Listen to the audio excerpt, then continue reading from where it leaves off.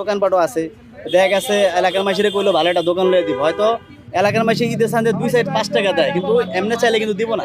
তো আমি চাইতেছি মিডিয়ার মাধ্যমে, ভাইয়ের মাধ্যমে আমি একটু সহযোগিতা নিবার, সহযোগিতা নিয়ে দেখা গেছে আমি একটা দোকানপাট দিলে দেখা গেছে আপনারা যাইলেন বা আপনারা দেখাইতে পারলাম মিডিয়ার মাধ্যমে, বা ভাইয়ের যোগাযোগ করতে পারলাম যে ভাই আমি দোকান দিছে, দেখেন আমার ব্যবসা চলতেছে, এই জন্য আর কি।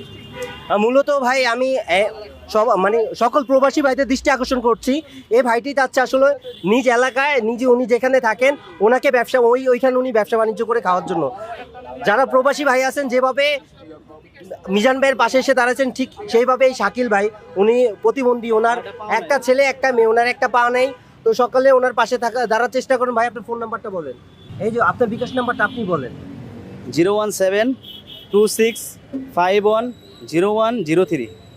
এটা আপনার বিকাশ নাম্বার। বিকাশ নাম্বার 01726510103। মূলত উনি চাচ্ছে যে উনি নিজ থেকে ব্যবসা করতে, তারপরেও ওনার এই অবস্থা দেখে মিজান ভাই ওনাকে একটা সুন্দর একটা চাকরির অফার দিয়েছে মিজান ভাইয়ের সাথে সহযোগিতা করার জন্য। তবে উনি চাচ্ছে যে উনি নিজে কিছু করার জন্য। আমার দেশের বাড়িতে চাঁদপুর, আমি চাইতেছি এখানে আমার লাগে একটু রিস্ক হয়ে যায়, ওইখানে আমার সব আত্মীয় স্বজন আছে, ওইখানে সামনাসামনি আপদ বলে এরা দৌড়িয়া দেখতে পারবো, আমার দোকানে যেতে বইতে পারবো, একটু দেখতে পারবো, বা বউ যে একটু দোকানে বসতো। এই জন্য আমি চাইছি চাকরিটা করবো না, আমি নিজস্বভাবে ব্যবসা করবো আমি।